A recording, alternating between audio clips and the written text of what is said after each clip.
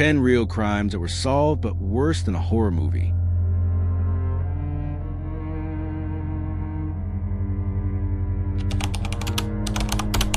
Number 1. The Toy Box Killer. Inside America's most twisted torture chamber. In a sleepy New Mexico town named Truth or Consequences, yes, that's really what it's called, a monster lived quietly among the townspeople. A maintenance man, a dog owner, a father, a veteran. He was polite, reserved, forgettable, but behind the rusted doors of his double-wide trailer, he had built a room that even hell might flinch at. This isn't fiction. This is the story of David Parker Ray, known to the world as the Toy Box Killer. And what you're about to hear might just change the way you look at strangers forever. David Parker Ray didn't look like a killer. In fact, he looked like someone's tired uncle, a soft-spoken, aging man who tinkered with engines and loved his dogs. He lived in a dusty trailer near Elephant Butte Lake, where retirees fished and families camped. But Ray's world was anything but idyllic. Beneath the quiet surface of his life was a depth of depravity so intense, so premeditated, that FBI agents would later describe it as the worst crime scene they had ever encountered. Ray worked as a state park ranger, a job that gave him easy access to potential victims, women traveling alone, runaways, hitchhikers. Many were never reported missing. Others were simply written off.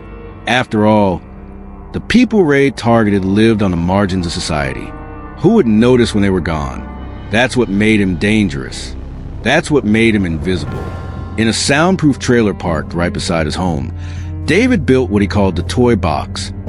It was no ordinary room. It was a fully equipped torture chamber, designed with calculated, chilling intent. The inside resembled a cross between a surgical theater and a sadist playground. Hooks dangled from the ceiling. A steel gynecological table stood at the center, complete with straps for arms, legs, and head. There were whips, chains, pulleys, syringes, clamps, and shelves filled with objects you'd never want to see outside a horror film. But what chilled law enforcement most wasn't the tools. It was the tape recorder. Before beginning his sessions, Ray would play a pre-recorded message for his victims. A calm, methodical voice outlining what was about to happen to them in horrifying detail. He told them how long they'd be there, what he would do, how no one would hear their screams. Here's a chilling line from one of those tapes. "Hello there, bitch. Are you comfortable right now? I doubt it. Wrists and ankles chained, mouth gagged, probably blindfolded. You're here against your will." Imagine waking up to that, in total darkness, not knowing where you are, only that you're trapped, and the man who took you has done this before. And he has plans. Ray wasn't working alone. His girlfriend, Cindy Hendy, helped lure victims. She brought them home. She helped tie them up. She cleaned up afterward. Some victims claim other women were involved too, women who used to be victims themselves, turned into accomplices through psychological domination. One victim, Kelly Garrett, was drugged and tortured but later released. Her friends didn't believe her story. They thought it was a drug-induced fantasy. She eventually tried to take her own life. Ray's methods were not impulsive. He was structured. He cataloged his sessions, documented them with videos, and kept trophies, jewelry, underwear, even videotapes labeled with names and dates. This was no spree. This was a project, a lifetime endeavor. It is believed that David Parker Ray tortured at least 60 women, possibly more. He often released them after days of agony, using drugs to induce amnesia or threatening to kill their families if they ever spoke. Many never did. It all came crashing down in March 1999. A woman named Cynthia Vigil, a 22-year-old sex worker, was kidnapped by Ray and brought to the trailer. But unlike his previous victims, Cynthia fought back, and she did the impossible. She escaped. While Ray was distracted in another room, she found the keys to her chains. Completely nude, bleeding and terrified, she ran from the trailer. Still dragging a chain from her ankle, she made it to a nearby mobile home and burst through the door, screaming for help. The couple inside called 911. Police arrived within minutes. What they found was beyond comprehension. They raided Ray's home, found the toy box, found the tapes, the diaries, the tools, the surgical supplies, the photos, And perhaps most disturbing, a detailed journal describing years of torture sessions, including sketches and descriptions of dozens of women, most of whom have never been identified. David Parker Ray was arrested alongside Cindy Hendy. The public reaction was nuclear. The media dubbed him the toy box killer, and the name stuck. But there was a problem. No bodies, despite the sheer horror of his crimes. Prosecutors had a weak murder case. Ray was clever. He chose victims no one would miss. He disposed of evidence meticulously. Some believe he buried bodies in the desert. Others think he dumped them in Elephant Butte Lake. Without bodies, he was charged with kidnapping, sexual assault, and torture. Multiple victims came forward, including Kelly Garrett, the woman no one had believed for years. Her testimony and Cynthia's helped put Ray away. In 2001, just days after being sentenced to 224 years in prison, Ray died of a heart attack in his jail cell. There would be no final justice, no confession, no closure for the dozens of potential victims whose fates remain unknown. So, what makes this story so disturbing? Beyond the cruelty, it's that David Parker Ray walked among us for decades. A man with friends, jobs, a daughter, a relationship. No one suspected a thing. He didn't act like a monster. He planned like a technician. Cold, meticulous. And that scares us, because it suggests that the worst monsters aren't the ones screaming in alleyways, but the ones who smile and shake your hand. He wasn't mentally ill in the traditional sense. He was lucid, articulate. His tapes show awareness. His design of the toy box reveals calculation. He wasn't out of control. He was in control, and that's what makes it terrifying. When people think of serial killers, they picture chaos. Ray was the opposite. He built his chaos. Carefully, quietly. There's also the psychological impact on the survivors. Imagine being told you imagine the whole thing. Imagine being tortured and then returned to your life with no support, no justice, and no belief from the people around you. That's psychological murder. And many believe Ray knew that. David Parker Ray may be dead, but the questions he left behind still echo. How many victims were there really? Where are their bodies? And perhaps most chilling of all, how many more monsters like him walk among us, wearing the mask of normalcy? The desert kept a secret for decades. Let's not allow the world to forget it.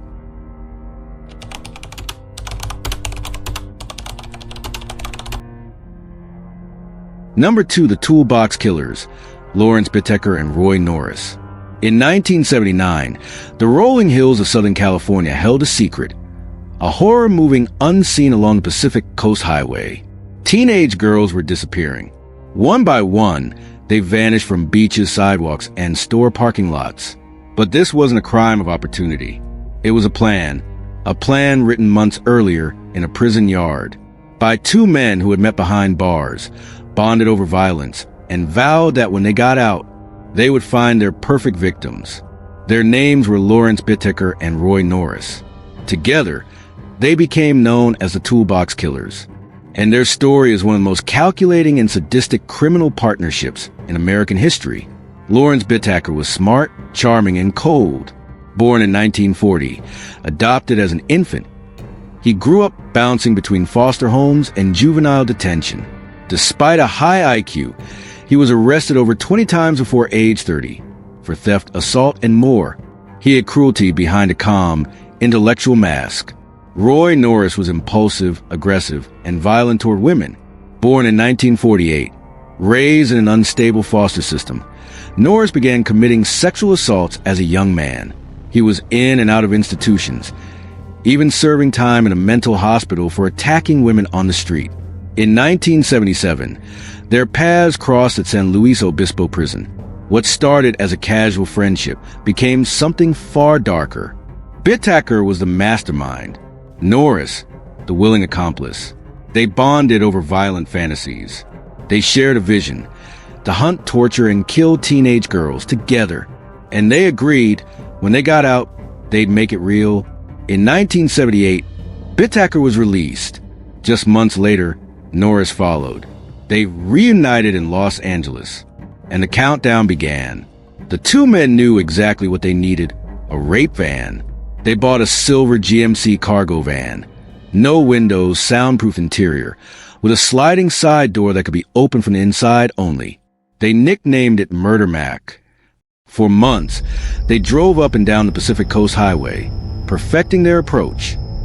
Pretend to be lost, offer a ride, ask for directions, use fake names. Laugh, seem safe.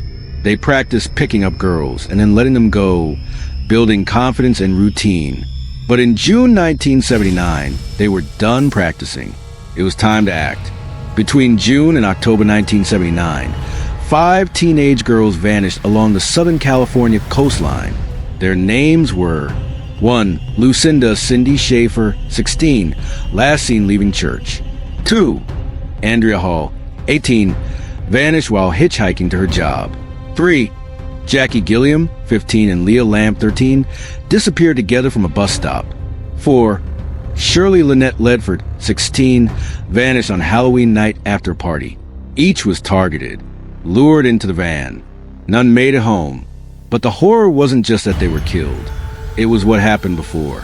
Inside the van, the 2 men brought with them a collection of tools. Pliers, ice picks, screwdrivers, duct tape. They also carried a Polaroid camera. Bittaker documented everything. What happened in that van wasn't fast or chaotic. It was systematic, controlled. Each abduction became more brutal. On October 31st, 1979, Shirley Ledford accepted a ride from 2 men in a silver van. She never made it to her destination.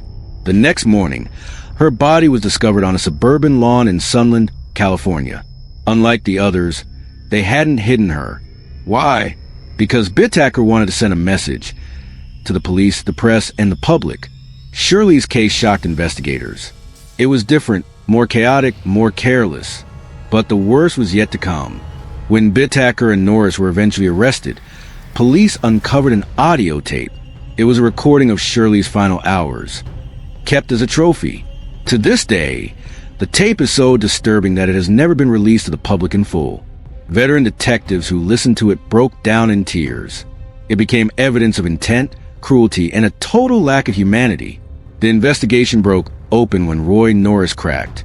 He had been arrested separately for an unrelated sexual assault, facing a long prison sentence. He tried to cut a deal. He told detectives everything. How they hunted girls. How Bittaker masterminded the attacks, where the bodies were hidden, and the chilling detail that sealed the case. We recorded it. You'll find the tapes. Police arrested Bittaker at his motel in Burbank. Inside his room, they found photos of victims, souvenirs from the crime. Here's the audio recording of Shirley Ledford.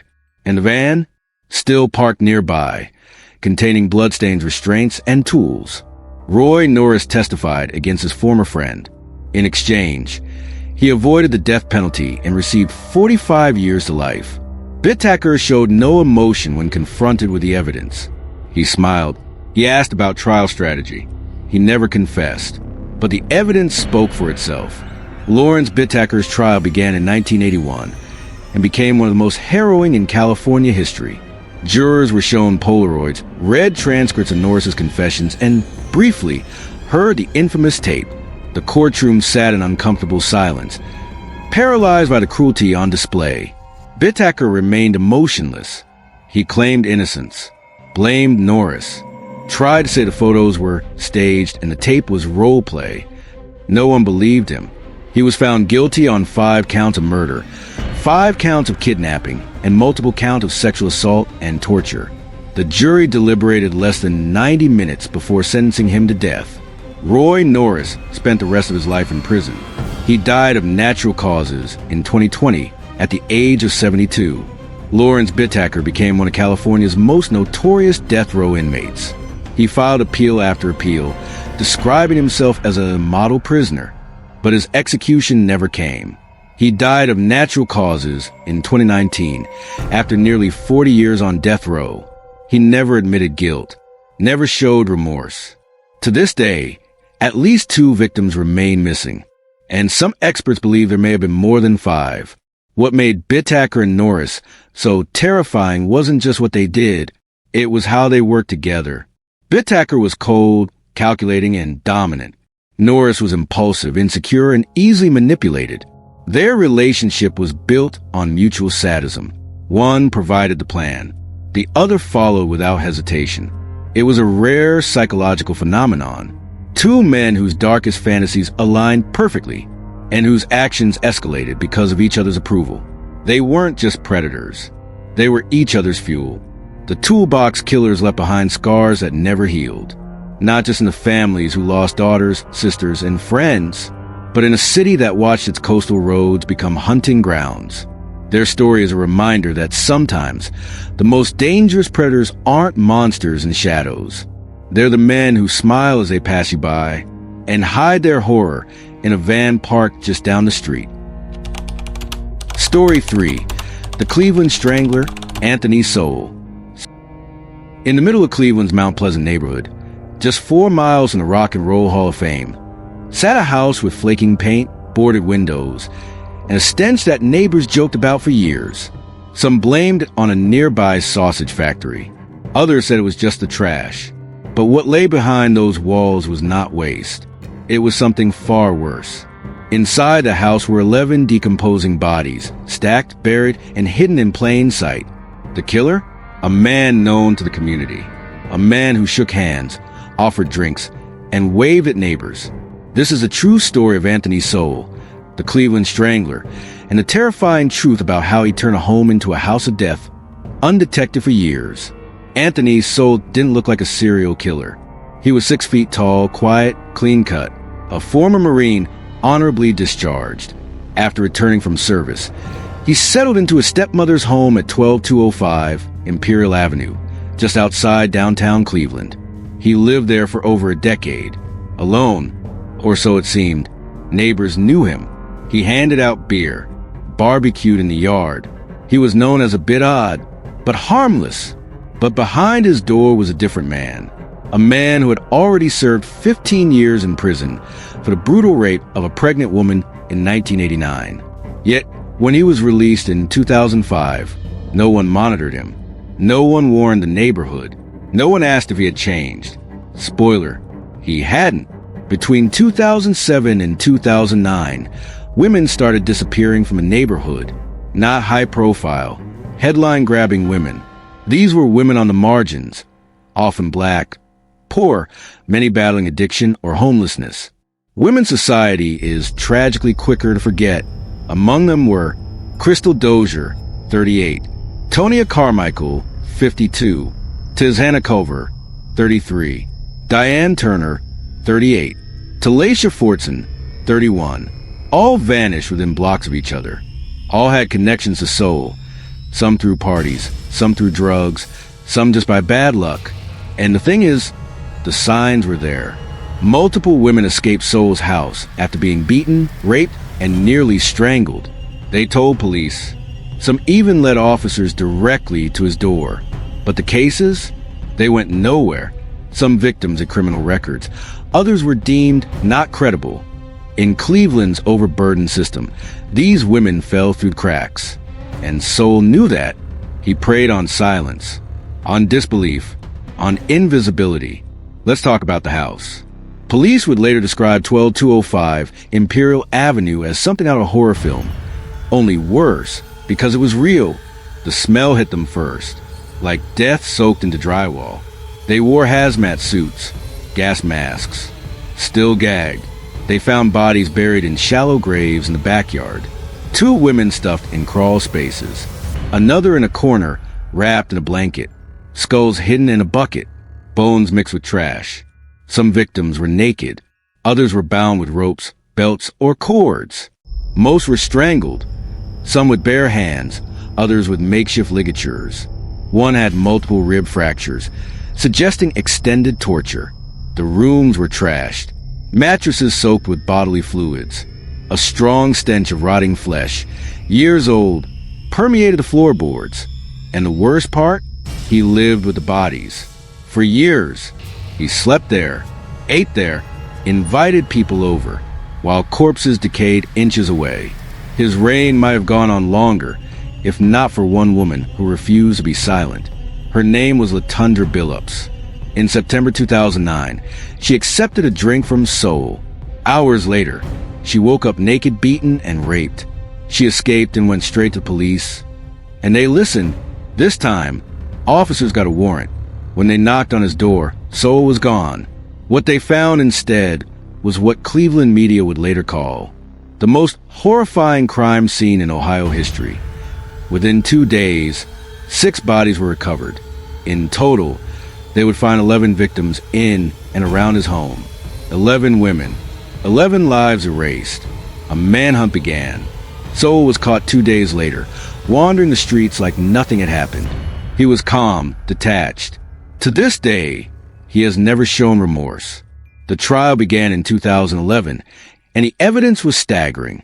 DNA linked him to multiple victims. Survivors testified to being choked until unconscious. Photos of the decomposing bodies were shown to the jury. Experts detailed how long some corpses had been there, up to 2 years. In court, Sowell sat expressionless. One surviving woman, Vanessa Gay, testified through tears how he raped her, then watched her cry on the floor like she was nothing. She escaped barefoot, bloodied, and ashamed. She told police and was ignored. Now, she had the world's attention, and she made sure they heard every word. Sowell was convicted on 82 counts, including aggravated murder, rape, kidnapping, and abuse of a corpse. He received the death penalty in August 2011. He died in prison in 2021 from a terminal illness. He never apologized, never admitted how many more he may have killed. What makes Anthony Sowell so chilling is not just what he did, but how he did it. He knew the system, knew who society cared about. He didn't need to hide in the woods or sneak around in the dark. He killed in broad daylight, on a street full of people, with bodies rotting inches from the sidewalk. And no one stopped him, because no one believed his victims. This story is not just about a serial killer. It's about social invisibility. It's about how systemic neglect allowed a predator to thrive. Anthony Sowell wasn't a mastermind.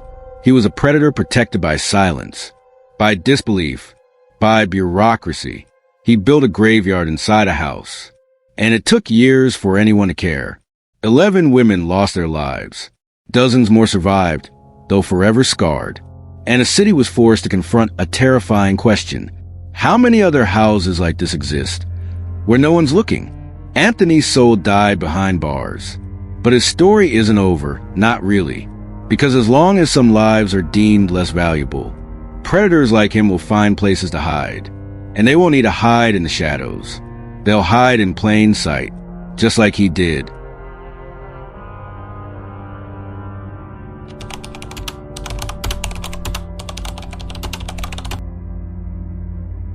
Number 4. BTK, the father, the church leader, the serial killer.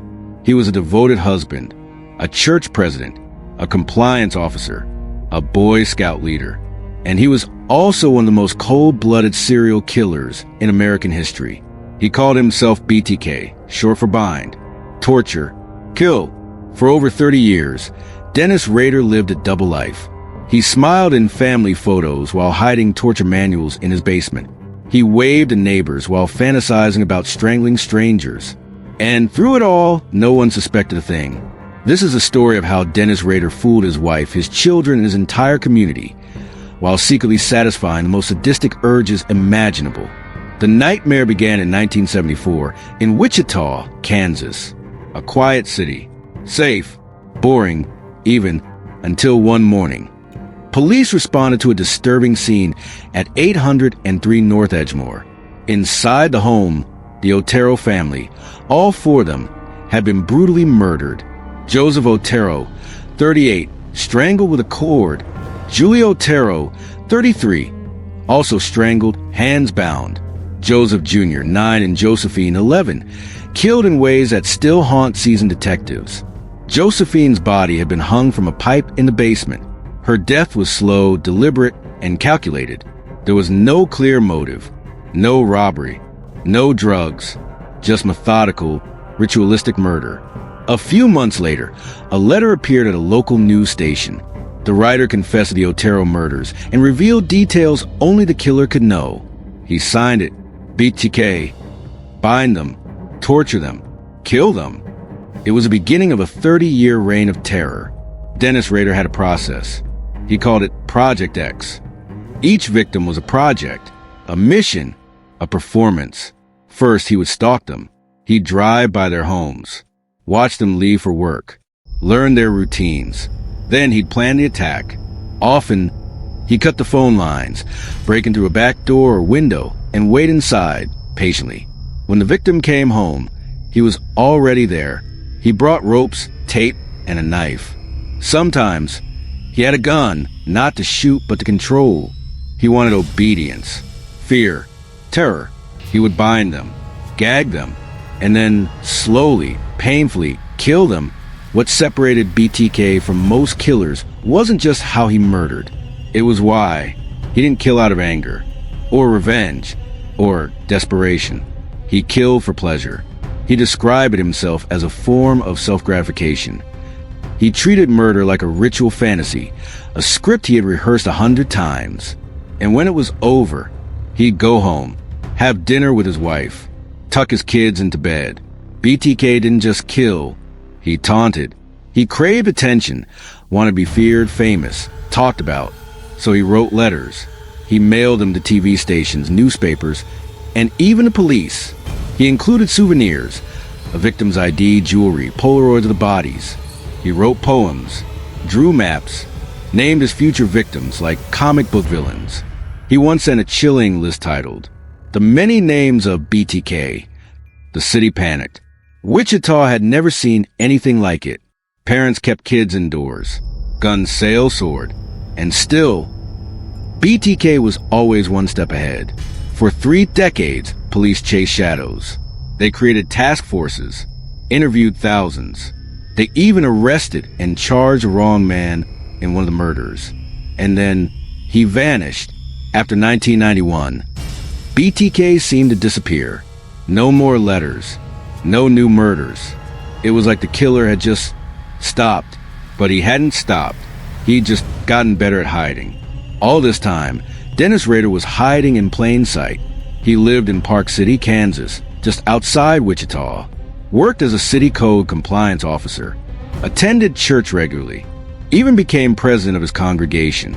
He raised 2 kids, went on camping trips, clipped coupons, mowed his lawn. He even started enforcing petty laws, like neighbors leaving trash bins out too long.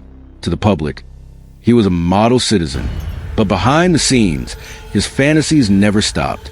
In his private files, discovered later, he had meticulous notes, Xerox copies of his victims' obituaries, hand-drawn sketches of women being tortured, bondage magazines, and projects he never carried out.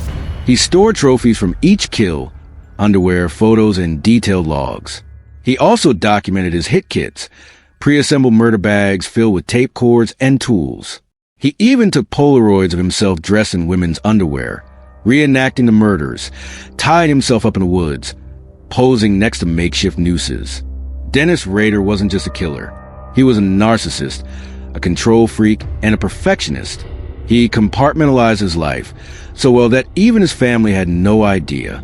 His wife once told investigators, "If he's BTK, then I've been married to a complete stranger." For 14 years, BTK was silent. But in 2004, a local newspaper ran a story marking the 30-year anniversary of the Otero murders, speculating that BTK was either dead or long retired. That was a mistake. The article inflamed Rader's ego. He couldn't bear being forgotten. He needed recognition. So he resurfaced and began sending letters again. He mailed a copy of a victim's driver's license, a sketch of crime scene, and cryptic messages signed, "The Return of BTK." Detectives knew they had a chance. Technology had advanced. DNA could now match decades-old evidence. They just needed a mistake. And Dennis Rader made one. He asked police if it was safe to send information via a floppy disk. They told him yes, it couldn't be traced.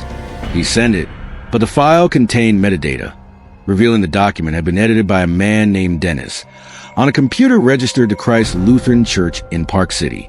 From there, the walls closed in. On February 25th, 2005, Dennis Rader was arrested just blocks from his home. At first, He denied everything. But when confronted with DNA evidence and digital trails, he folded. What followed was a 30-hour confession where he calmly, proudly walked investigators through 10 murders, blow by blow. He described his victims not as people, but as projects. He referred to his killings as missions. He detailed how he tied knots, took trophies, and rehearsed the murders. He showed no remorse, no guilt, just technical pride. At his sentencing, he told the court, "I'm a monster. There's no doubt." He was given 10 consecutive life sentences, without the possibility of parole. He now lives in solitary confinement in a Kansas prison. He spends his days reading the Bible, gardening, and writing, but he'll never walk free again. Dennis Rader isn't just another serial killer. He represents something far more terrifying, the ability to hide darkness behind total normalcy. He had no traumatic childhood, no major abuse. He wasn't poor. He wasn't insane. He was driven by a single, horrifying urge: power. He got off on control, on making people beg, on being invisible yet omnipotent. He didn't kill out of necessity. He chose to, repeatedly. And what's worse, he enjoyed every minute of it. He once said, "I actually think I'm a pretty nice guy most of the time." That's what makes BTK so unforgettable. He wasn't a monster in the woods. He was your neighbor, your church deacon, the guy who smiled and asked how your day was. And behind that smile was a rope, a knife, and a fantasy of control. Dennis Rader kept his secret for over 30 years. But in the end, it was his need to be seen that got him caught.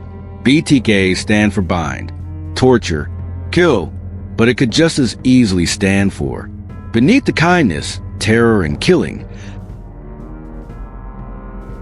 Number 5. The Toy Box Killer. Inside the soundproof chamber of a sadist. It looked like a simple white trailer, a little rusted, sitting in the New Mexico desert. To most, it was just a storage unit.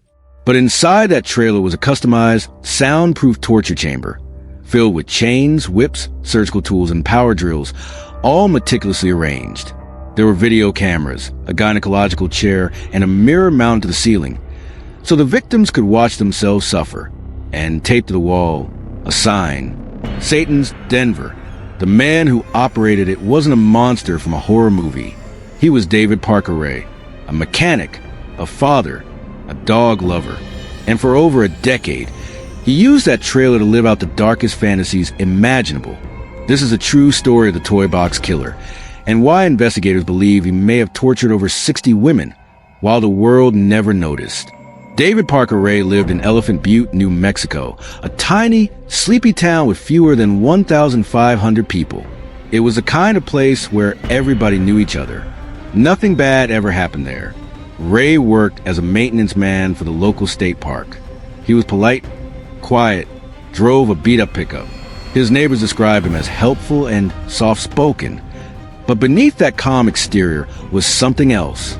David Ray had been obsessed with bondage, domination, and torture since he was a teenager. He collected sadomasochistic pornography, drew disturbing sketches of women in chains, and kept journals describing dream scenarios of rape, mutilation, and death. For decades, these were just fantasies, until he built his trailer, until he found people willing to help. Behind Ray's home sat a white cargo trailer, completely ordinary from the outside. Inside, however, it was a chamber of horrors, a gynecological chair with leg stirrups and leather restraints, chains bolted to the floor and ceiling, a mirror on the ceiling, forcing victims to watch, racks of whips, clamps, surgical scissors, gags, and needles, video equipment to record every moment. He called it his toy box. And when he brought women there, he didn't just torture them.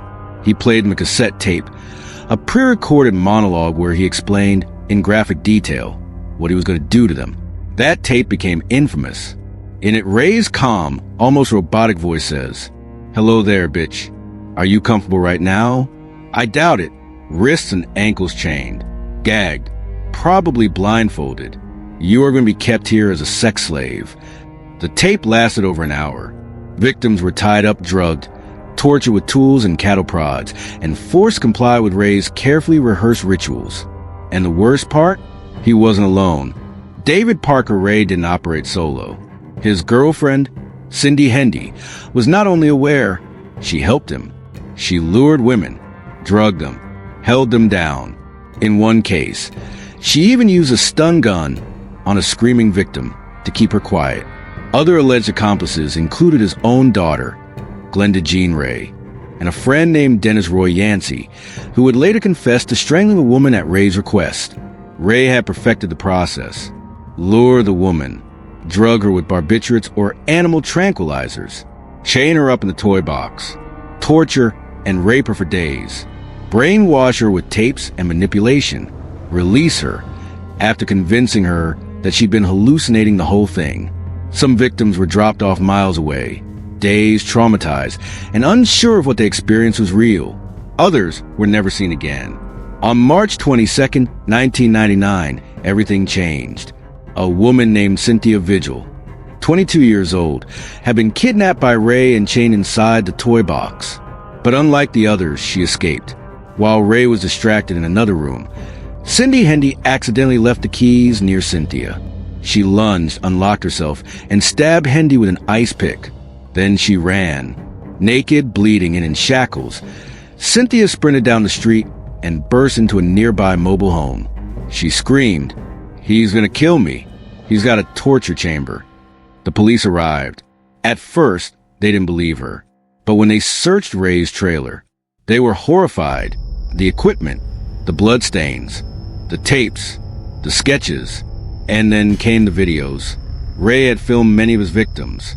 Some were sobbing, some were unconscious, some were never identified. Investigators feared this was much bigger than they imagined.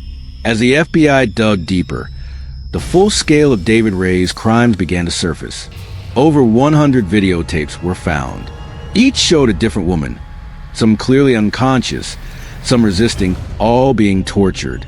Ray kept detailed scripts describing how to break a woman's will, including repetition of commands, sleep deprivation, electroshock, degrading language. He also kept trophies, jewelry, shoes, clothing, locks of hair. And then came his journal. Hundreds of pages describing at least 60 women he claimed to have abducted and tortured. He wrote their names, dates, how long he kept them, what tools he used. Authorities were stunned. But here's the problem. Most of those women were never found. Some were dropped off, too traumatized to speak. Others may have been murdered and buried in the New Mexico desert. To this day, the full victim count remains unknown. David Parker Ray was arrested and charged with dozens of counts, including kidnapping, rape, and torture. His trial began in 2000, and the courtroom was filled with gasps and tears as Cynthia Vigil and other survivors described what happened inside the toy box. But despite the overwhelming evidence, prosecutors couldn't find enough physical proof to convict him of murder, so they focused on survivors. Ray eventually pleaded guilty to the kidnapping and torture of 3 women, Cynthia Vigil, Angelica Montano, and Kelly Garrett, another victim who had also escaped, but had been too afraid to come forward until now. He was sentenced to 224 years in prison. But justice didn't last long. Just 3 years later, in 2002, David Parker Ray died of a heart attack in a cell, never revealing where the missing women were or how many more he had killed. He took his secrets to the grave. The Toy Box Killer isn't just a story about torture. It's a story about a man who turned his sick fantasies into real-life rituals and got away with it for decades.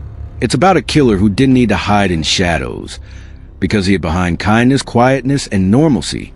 He walked dogs, smiled at neighbors, kept a clean lawn, and yet, in his backyard, he had built a theater of pain. Psychologists believe Ray had sexual sadism disorder, where pain equals pleasure. But even among sadists, Ray stands out. He recorded everything, replayed it, rehearsed it. He made instruction manuals for rape. He wasn't just satisfying urges. He was crafting evil like art.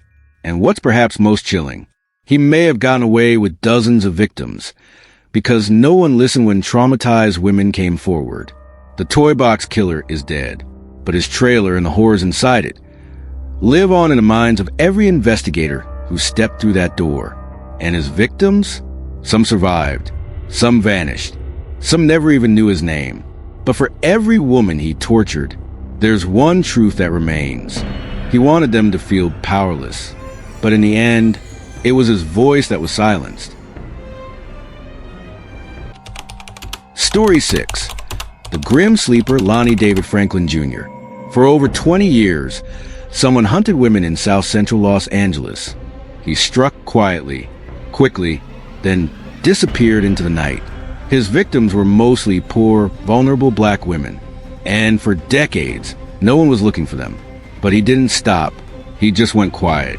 They called him the Grim Sleeper, because after a spree of killings, he seemed to vanish for 14 years. But the truth?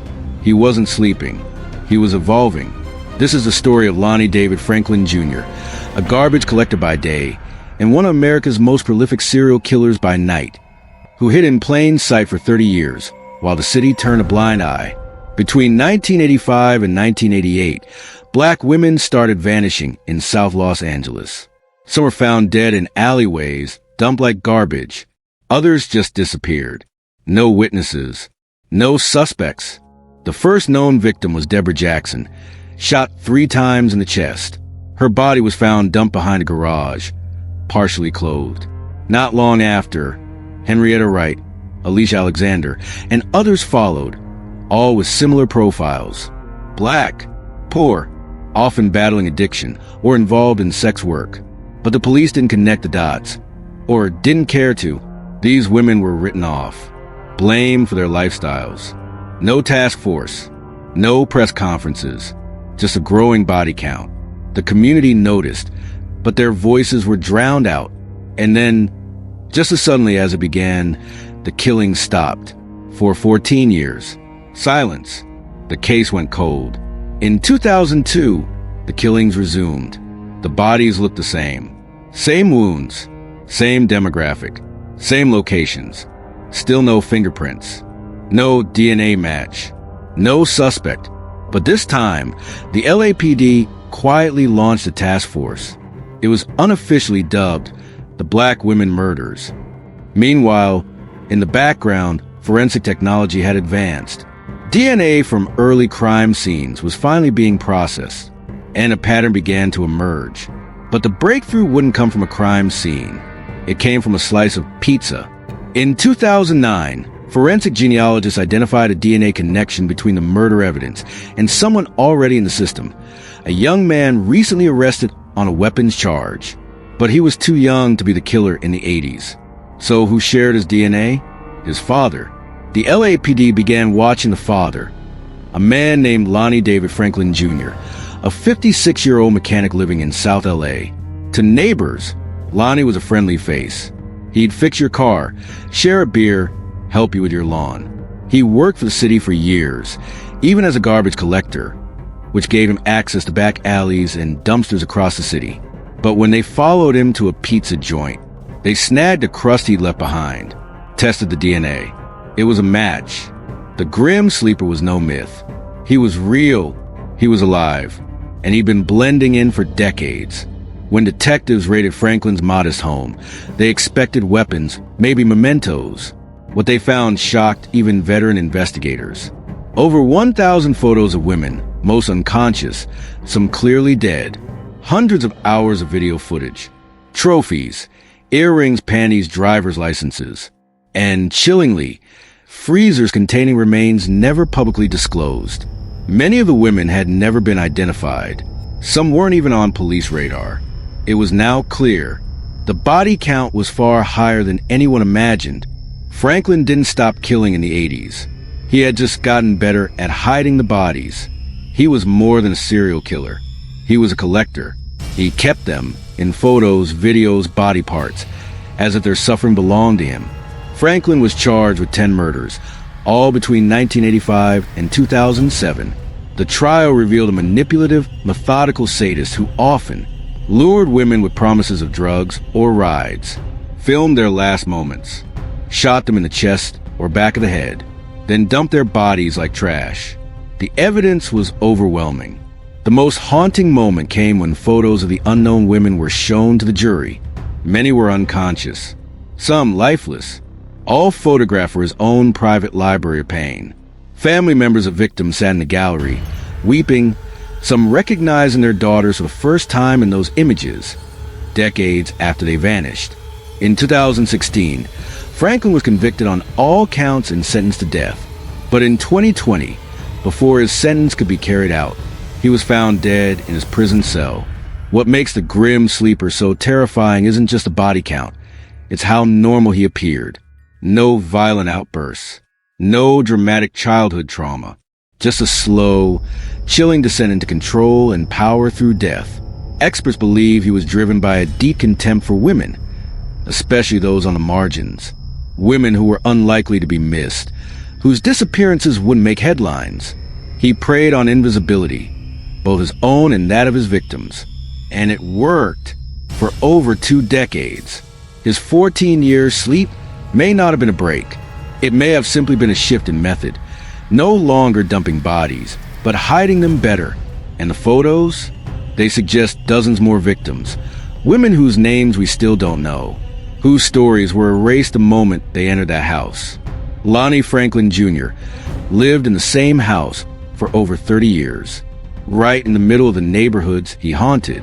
He smiled at his neighbors, went to backyard BBQs, fixed people's cars, all while killing, recording, and collecting women like they were disposable memories.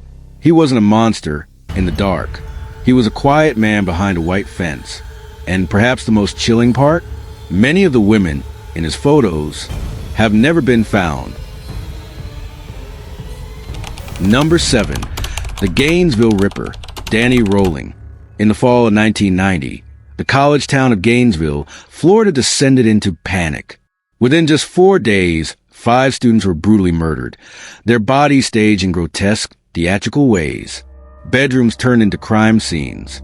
Victims posed like horror movie props. Entire apartment complexes emptied as terrified students fled town. The press called him the Gainesville Ripper. But behind the chaos was one man, drifting through the South, haunted by childhood abuse, rage, and an obsession with control. This is the story of Danny Rolling, a drifter with a guitar, a criminal mind, and a compulsion to turn his fantasies into horrifying reality. Friday, August 24th, 1990. University of Florida was buzzing with new students. It was move-in week, the start of a new chapter. That afternoon, 17-year-old Sonia Larson and 18-year-old Christina Powell were settling into their off-campus apartment. But sometime after midnight, a man broke in. He pried open the sliding glass door, using a military-style K-bar knife and duct tape. He crept through the apartment, finding Christina asleep on the couch. He stood over her for a moment, then chose to kill Sonia first, stabbing her in her upstairs bedroom. Then he returned to Christina, taped her mouth shut, bound her hands, raped her, then stabbed her again and again. Before he left, he posed both bodies. Sonia's in a twisted display on her bed. Christina's draped provocatively on the living room floor, arms above her head, legs spread. He showered, cleaned the knife, locked the door behind him. It had begun. The next day, the killer struck again. This time, 18-year-old Krista Hoyt, a Santa Fe college student. She lived alone in a small apartment. The man waited until she wasn't home, then broke in and waited inside, in the dark. When she returned, he attacked her from behind. He bound her, raped her, murdered her. But then, he did something beyond monstrous. He decapitated her. He placed her severed head on a bookshelf, facing her body, as if forcing her to look at her own corpse. He posed her again, sitting upright, leaning slightly forward, naked. 2 days later, he killed again. Tracy Poles, 23, and her roommate Manuel Tabawada, 23. Danny Rolling broke in, stabbed Manuel, who fought back hard, over 30 times. Then he found Tracy hiding in her room. He raped and murdered her, then posed her body like the others. In just 72 hours, Gainesville had become a slaughterhouse. As news spread, panic consumed Gainesville. Students dropped out. Apartment complexes emptied. Hardware stores sold out of deadbolts, pepper spray, anything. Male students volunteered to sleep on girls' floors. Doors were barricaded with chairs. Classes were half full. Everyone believed the killer was still out there. And he was, but he wasn't hiding in shadows. He was camping in the woods, just a few miles away.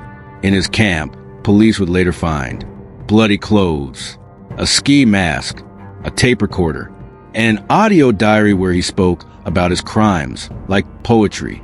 But no one knew that yet. To the outside world, there were no fingerprints, no DNA, no suspects, just fear. Born in 1954 in Shreveport, Louisiana, Danny Rolling didn't stand a chance.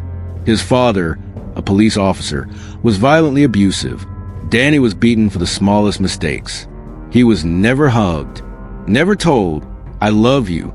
His mother tried to protect him, but couldn't stop the beatings. By age 11, Danny was already hearing voices in his head. He spoke of a demon he called Gemini, a dark presence that followed him. He began breaking into homes, peeping through windows. By his teens, he was a full-blown voyeur, obsessed with control, domination, and eventually murder. He bounced between jail cells and dead-end jobs. In 1989, he murdered a family of 3 in Shreveport, including an 8-year-old boy, in an eerily similar style. But police never connected it. By 1990, Rolling had nothing to lose. After robbing a bank, he arrived in Gainesville. He pitched a tent in the woods and started stalking college women. The stage was set. While Gainesville was gripped by terror, Rolling was already in jail, arrested on September 7, 1990, for robbing a Winn-Dixie grocery store. He was calm, cooperative, said nothing about the murders. It wasn't until months later, after a tip, that police tested his DNA. It matched all 5 Gainesville crime scenes. And then came the confession. Rolling began speaking to police through his cellmate, a strange cat-and-mouse game of indirect letters and cryptic drawings. Eventually, he confessed not only to the 5 Gainesville murders, but also to the triple homicide in Shreveport. He even admitted to recording audio diaries before and after the killings, where he referred to himself in the third person, like a character in a novel. Danny Rolling was charged with 5 counts of murder, plus rape, burglary, and armed robbery. But he pled guilty before trial even began. He showed no emotion in court, just a cold detachment, like a man who already knew how his story ended. During sentencing, Rolling sang a gospel song. He claimed he was possessed by Gemini, the demon voice from his childhood, but no one believed him. He was sentenced to death. Over the next decade, Rolling received letters from admirers, some romantic, drawn to his sensitive artist persona. He made prison art, wrote poems, pretended to be deep. But behind that facade was still the man who posed women like broken dolls. On October 25, 2006, Danny Rolling was executed by lethal injection. His last meal, lobster tail and butter, fried shrimp, a baked potato, and sweet tea. He declined to make a final statement. Instead, he sang a hymn as the drugs took hold. The Gainesville Ripper was gone. Danny Rolling wasn't just a killer. He was a performer. The posing of bodies wasn't random. It was deliberate theatricality. Experts say he had sexual sadism disorder, paired with narcissism and a need for spectacle. He didn't just want to kill. He wanted people to see what he'd done. He wanted the world to gasp. And in a twisted way, he succeeded. His murders inspired books, documentaries, and even a Hollywood film, Scream.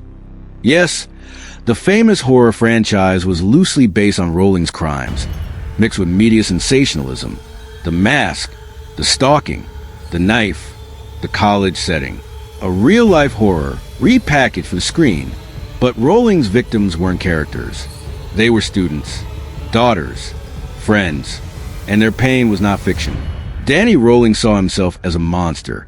He once wrote in a letter, "You, the people of the world, created this killer. I am your mirror." But the truth is, he wasn't a mirror. He was a broken man, shaped by violence, driven by fantasy, and fueled by a need to be remembered. And what he left behind wasn't just blood, it was fear. Number 8. The Cheshire Murders. Cheshire, Connecticut, was the kind of town where bad things weren't supposed to happen. Tree-lined streets, historic homes, kids on bicycles. It was safe, quiet, comfortably ordinary. But in July of 2007, the unthinkable happened. What began as a home invasion quickly unraveled into one of the most horrifying crimes in modern American history.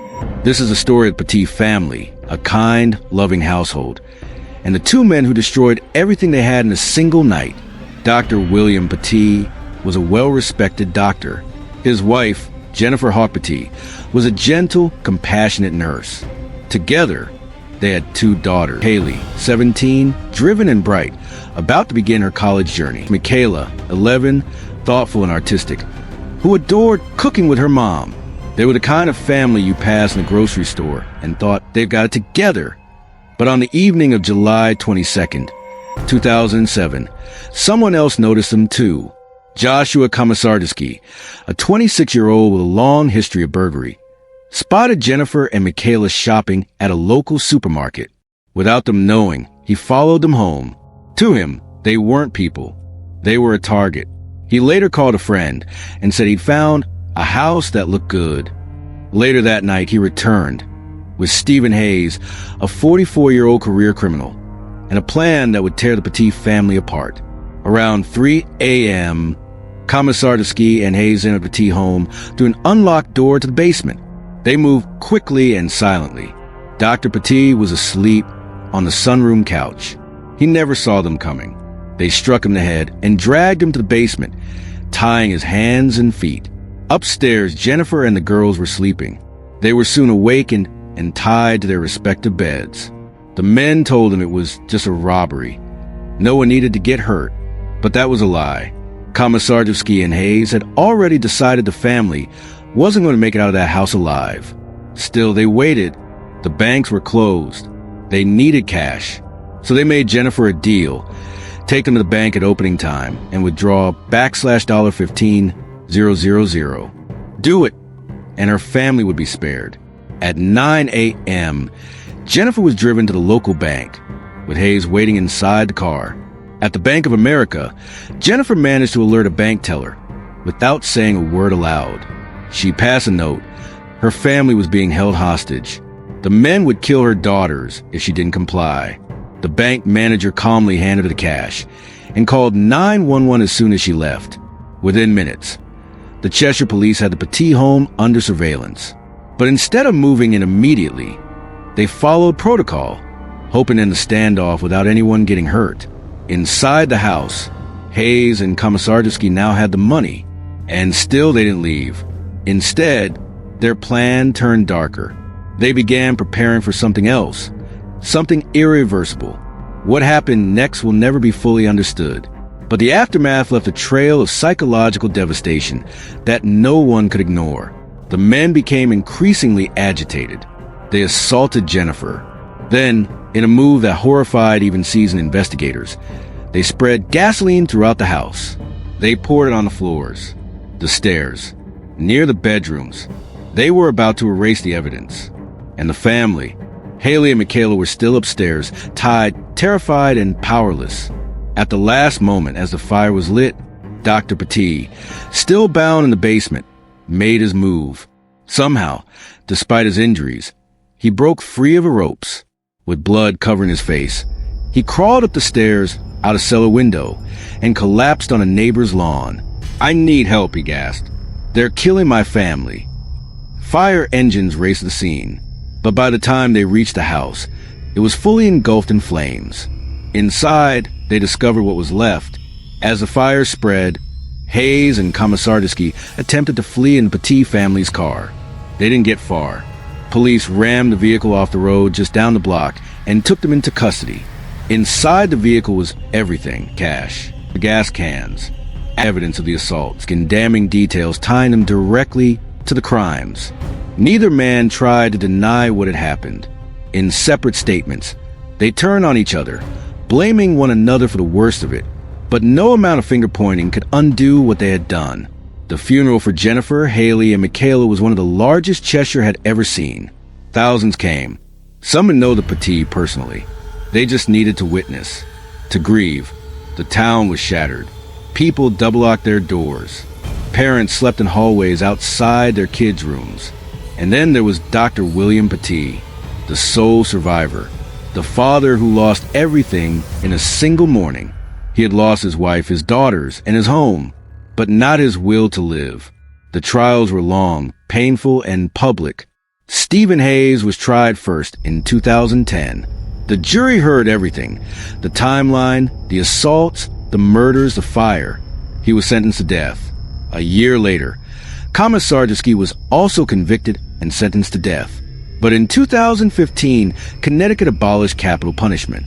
Their sentences were commuted to life in prison without parole.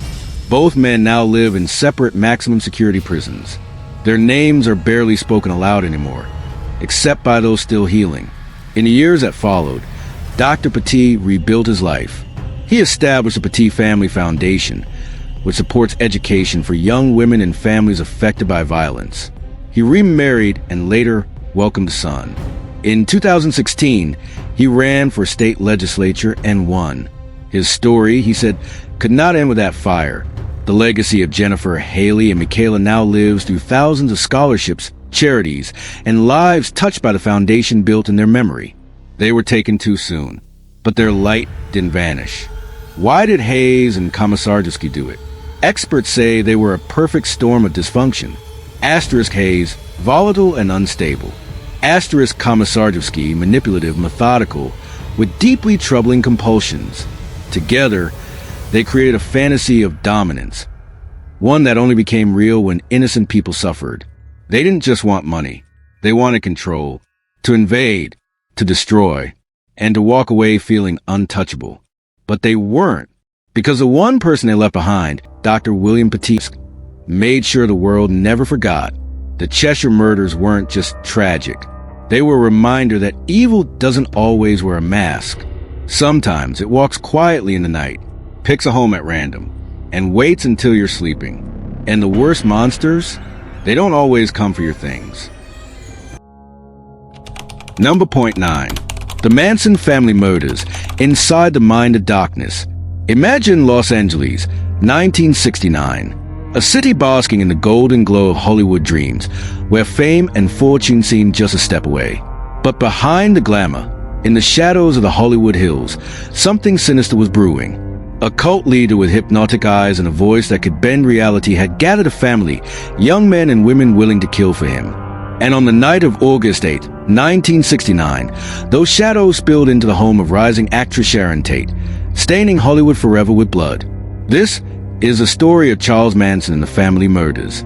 Not just what happened, but why ordinary young people followed him into madness, and how psychology turned into a weapon deadlier than any knife. Charles Manson was not born a monster. At least, not at first glance. Born in 1934 in Cincinnati, Ohio, Manson was abandoned by his mother, shuffled through relatives, and eventually prisons. By the time he was a teenager, reform schools and jail cells had become home. But prison didn't break Manson. It shaped him. Behind bars, he studied psychology, religion, and human manipulation. He learned how to read people, their insecurities, their weaknesses, their hunger for belonging. By the time he walked out of prison in 1967, he wasn't just a small-time criminal anymore. He was a self-styled prophet, a man ready to build a following. And the timing couldn't have been more perfect. It was the height of the hippie movement. Young people, disillusioned with war, politics, and their parents, were searching for meaning, for freedom, for a new family. Manson offered exactly that. Manson began collecting followers like magnets find iron filings. He preached love, freedom, music, and a new world order. But beneath the surface, his teachings twisted into manipulation and control. His so-called family grew to include mostly young women, runaways, dreamers, and seekers, along with a few loyal men. They lived communally on a broken-down movie ranch in Los Angeles. Drugs flowed freely, music filled the nights, and Manson sat at the center, weaving his philosophy. What made his power so terrifying wasn't brute force. It was psychology. Manson broke his followers down with LSD trips, endless rants, and constant reminders that the outside world didn't want them. Only he could lead them to enlightenment. Soon, his word became law, and his prophecies grew darker. Manson spoke of an impending race war he called helter-skelter, a phrase he lifted from a Beatles song. He told his followers that black Americans would rise up, kill the white population, and then look to the family to lead them. But first, he needed to ignite the fire, and that meant blood. August 8, 1969. Manson ordered 4 of his most loyal followers, Tex Watson, Susan Atkins, Patricia Krenwinkel, and Linda Kasabian, to drive to a house in Benedict Canyon. It wasn't random. Manson knew the house well. It had once been rented by record producer Terry Melcher, a man who rejected Manson's dreams of becoming a rock star. That night, the house was occupied by Sharon Tate, a 26-year-old actress and the pregnant wife of director Roman Polanski.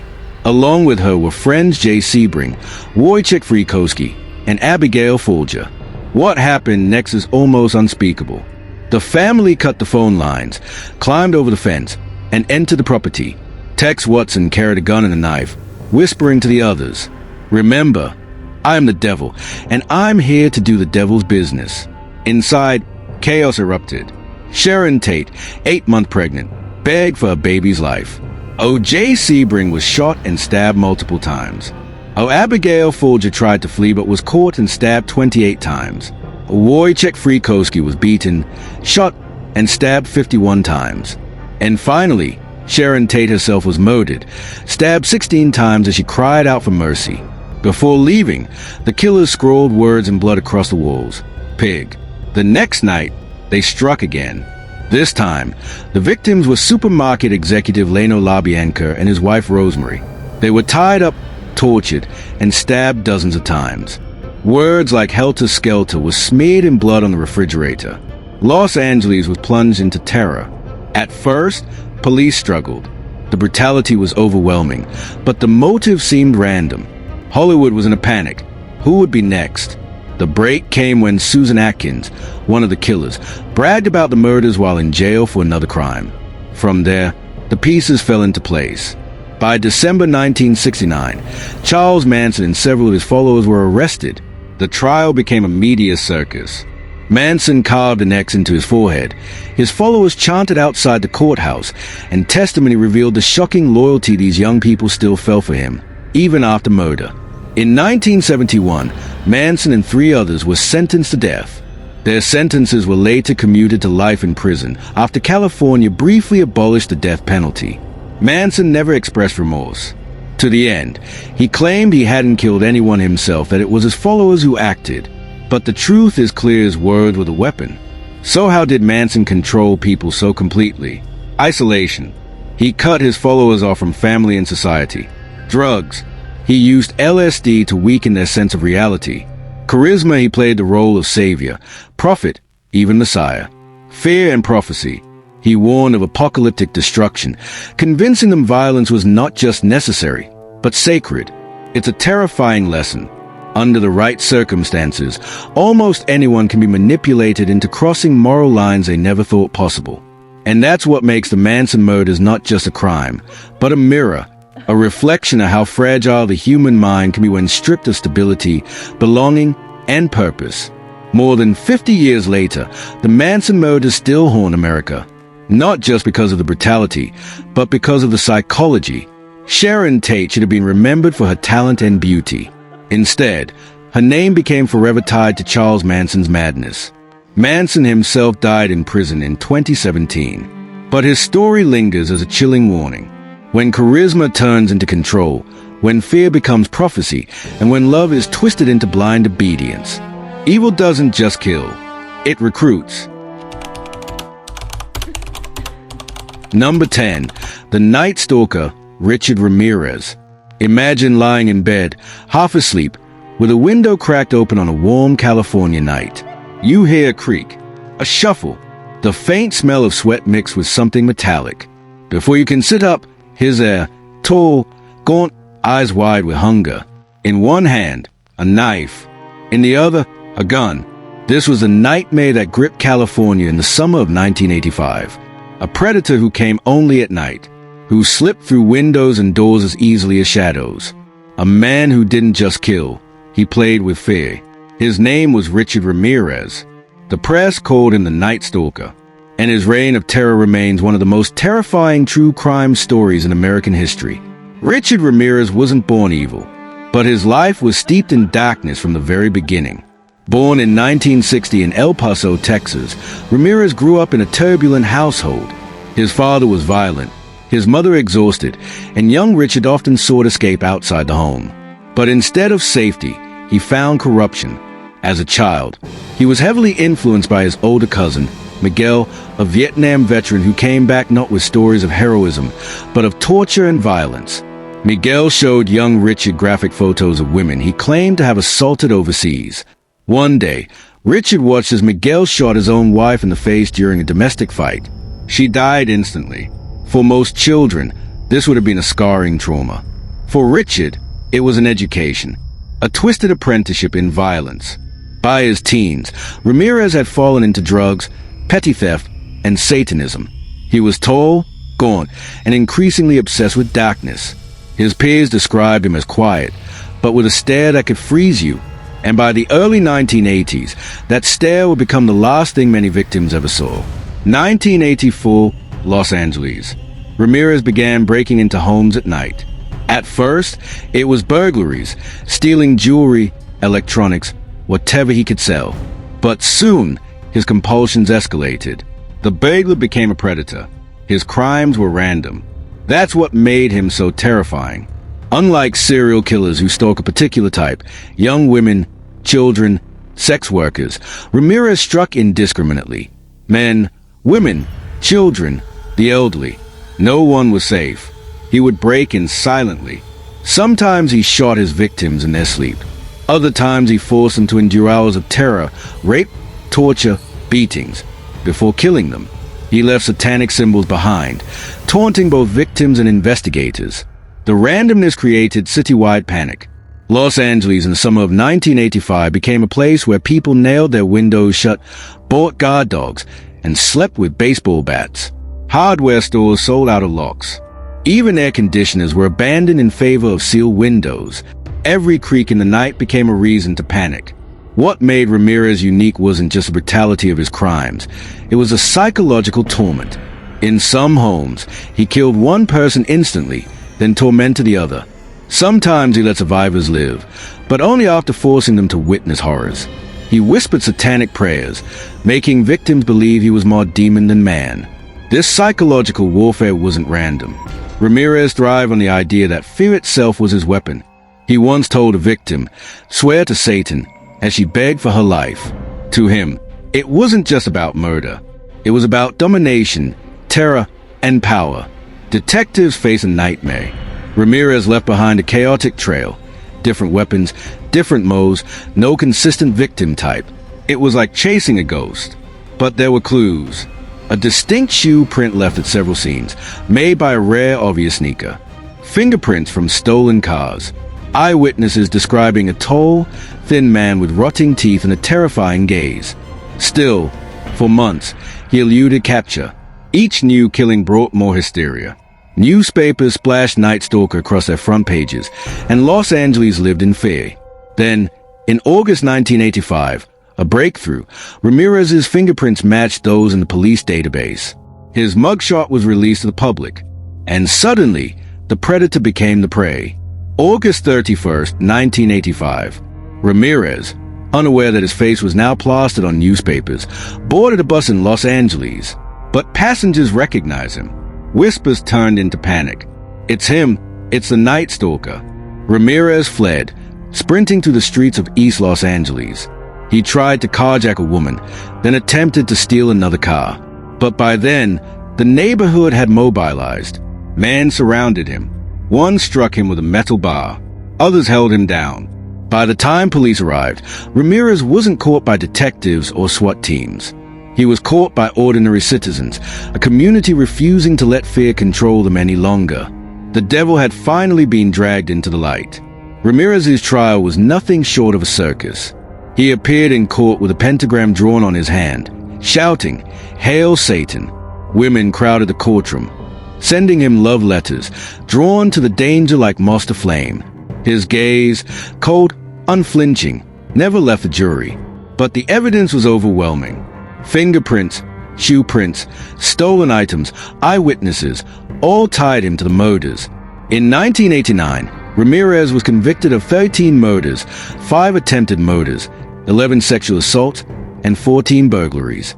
He was sentenced to death. When asked for his reaction, he sneered and said, "Big deal. Death always comes with the territory. I'll see you in Disneyland." It was a smirk of a man who thrived on fear to his very last breath.